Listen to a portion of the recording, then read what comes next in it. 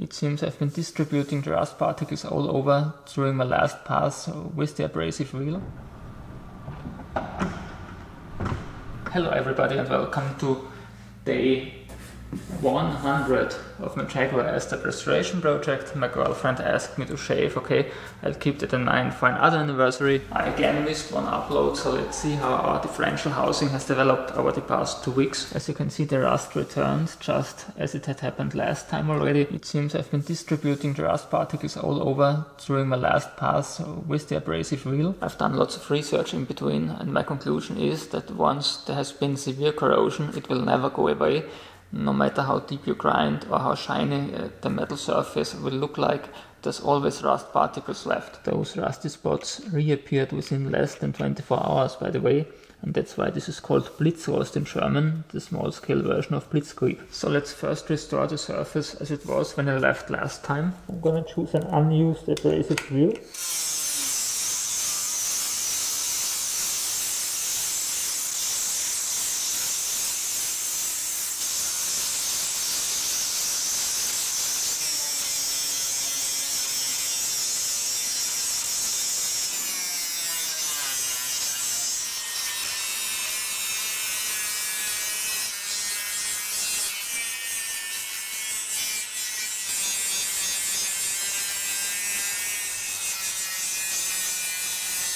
There are still areas I can't get into with the grinding wheels, and therefore I picked up those rubber blocks. That's 180 grit sandpaper.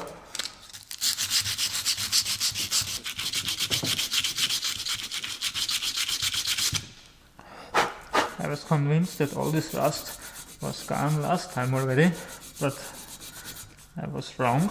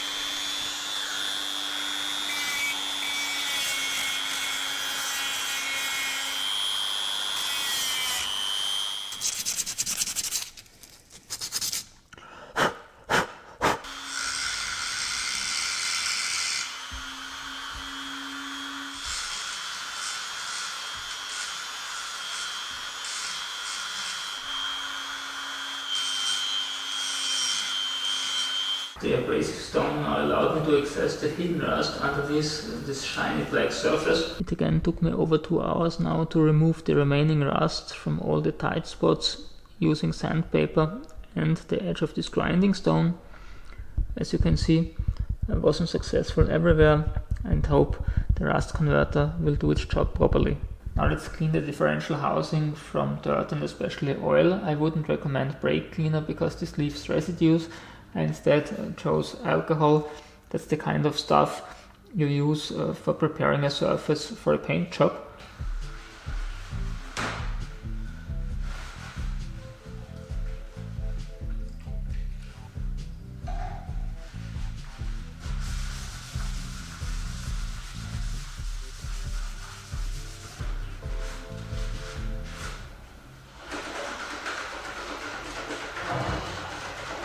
That's the highly recommended rust converter I went for. This can be used either on rust and on bare metal surfaces.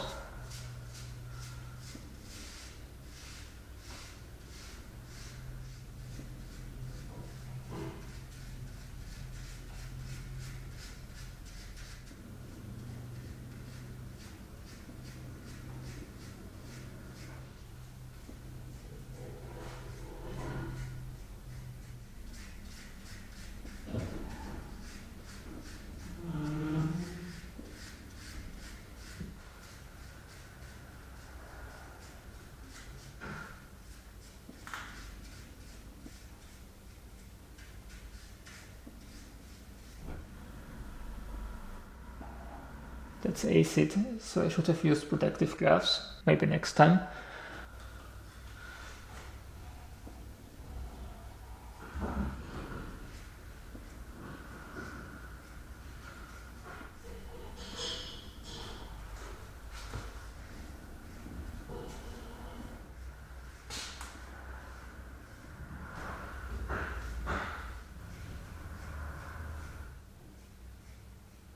The instructions tell me to let this cure for in between 24 and 48 hours, depending on the temperature. It's quite cold here inside, so I'll have to wait 2 days to see the result. I will reveal this to you next week.